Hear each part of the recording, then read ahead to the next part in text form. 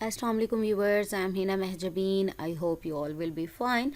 Today we have to write a Python program to input a number n and print all the numbers 1 to n, even numbers 1 to n and odd numbers 1 to n. यानी n एक variable लेना है, user से enter करवाना है आपने और वहाँ तक यानी 1 से लेकर वहाँ तक यानी सपोज करें 10 की बात करी हूँ, n मैंने एंटर किया है 10, तो 1 से लेकर 10 तक सारे नंबर्स प्रिंट करवाएगा।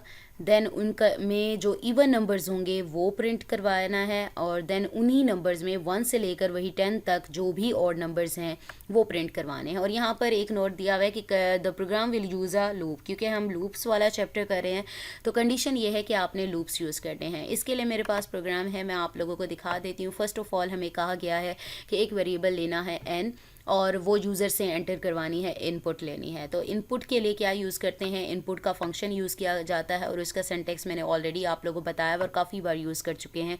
इनपुट पैरेंथेसिस में अपनी स्ट्रिंग राइट की जाती है, इन्वर्टेड कॉमास में enter a number user enter करेगा और यहाँ पर जो इंट कीवर्ड यूज़ किया हुआ है ये एक्सप्लिसिट टाइप कास्टिंग है, यानी आपकी जो इनपुट है उसको कन्वर्ट करना है। इनपुट में इंटीजर्स में यानी ये यूज़र इंट ही एंटर करेगा, अदरवाइज एरर आएगा। ठीक है, तो नेक्स्ट हमें कहा गया है print all the numbers 1 to n। तो यहाँ पर मैंने प्रिंट का फंक्शन यूज़ किया है, आप लोगों को पता है प्रिंट का फंक्शन आउटपुट के लिए यूज़ होता है। Print parent all numbers from 1 to comma डाल के n, यानी n जो भी वेरिएबल यूज़र एंटर करेगा, नंबर एंटर करेगा जो n में स्टोर हुआ है वो नंबर यहाँ पर राइट किया हुआ दिखाई देगा।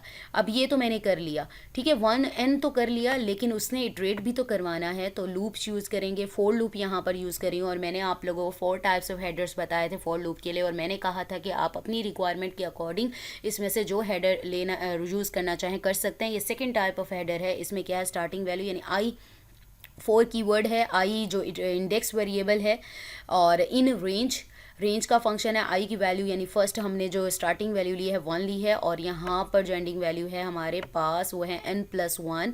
इसका मतलब ये है कि यूज़र जो भी वैल्यू एंटर करेगा इंक्लूसिव वो वैल्यू, अगर +1 नहीं राइट करते तो सपोज करो मैंने अगर 10 एंटर किया तो 9th वैल्यू तक आंसर आएगा, 10th वैल्यू इंक्लूड नहीं होगी। तो +1 लिखते हैं यानी जो 10 तक मैं 10 एंटर कर रही हूँ तो 10 भी इंक्लूसिव है। ठीक है, तो प्रिंट कर दे i comma end is equal to. अच्छा जी, ये जो पैरामीटर है ये इसलिए पास किया गया कि एक हॉरिजेंटल लाइन में आपको जो पैटर्न है हॉरिजेंटल लाइन में ये नंबर्स प्रिंट होकर मिले। अगर आप ये जो पैरामीटर है ये पास नहीं करते, राइट नहीं करते, तो आपके पास वर्टिकल लाइन में जैसे 1 2 3 मैथ्स टाइप कॉलम में राइट किया हुआ दिखाई देगा। अगर हॉरिजेंटल लाइन में करवाना चाहते हैं प्रिंट, आप ये फंक्शन ये पैरामीटर यूज़ करेंगे। ये मैं आपको दिखा दूंगी, अगर यूज़ ना करें तो तब क्या होता है। ठीक है, यहाँ पर नेक्स्ट हमारे पास था, ये तो हमने कर लिया ना, print all the numbers 1 to n तक वाला। ठीक है, ये लूप हो गया। नेक्स्ट हमारे पास था प्रिंट करें इवन नंबर्स 1 to n। तो प्रिंट करें नेक्स्ट लाइन, यहाँ पर आपको पता है स्केप सीक्वेंस यूज़ किया हुआ है, new character line, new character के लिए लाइन के लिए न्यू लाइन करेक्टर यूज़ किया हुआ है। ठीक है, बैकवर्ड स्लैश n है, आप लोगों को यूज़ इसका बताया था। Even numbers from 1 to n वही वाला रेफरेंस आइडेंटिफायर दिया है जो यूज़र एंटर करेगा नंबर। और 4 का लूप है, यहाँ पर i यानी इंडेक्स वेरिएबल है जिसे इटरेट करना है। रेंज 1 से स्टार्ट करें n+1, सेम उसी तरह से, जस्ट यहाँ पर क्या चीज़ ऐड हुई है, इवन नंबर। और इवन नंबर आप लोगों को कंडीशन पता है बल्कि रट जानी चाहिए। इफ़ का यहाँ पर स्ट्रक्चर यूज़ किया है, इफ़ i मॉडल्स 2, यानी अगर i नंबर जो भी नंबर है 1 2 3 4 5 यानी सबको देखेगा वो 1 से लेकर, अगर 10 होता है n, सपोज कर लें मेरे यूज़र ने 10 एंटर किया तो 1 से लेकर 1 को देखेगा, डिवाइड 2 करेगा।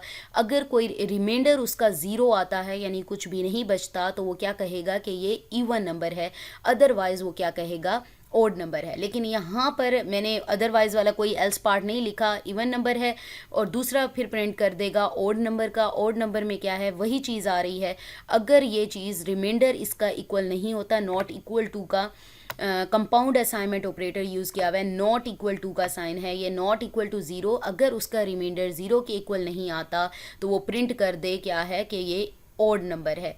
तो यहाँ पर ये प्रोग्राम है, इसको एग्जीक्यूट करके इसमें चेंजेस भी हम करके देख लेते हैं कि किस तरह से ये वर्क करता है। इसके लिए मैं एनाकोंडा नेविगेटर की built in application Jupyter notebook वो यूज़ कर रही हूँ।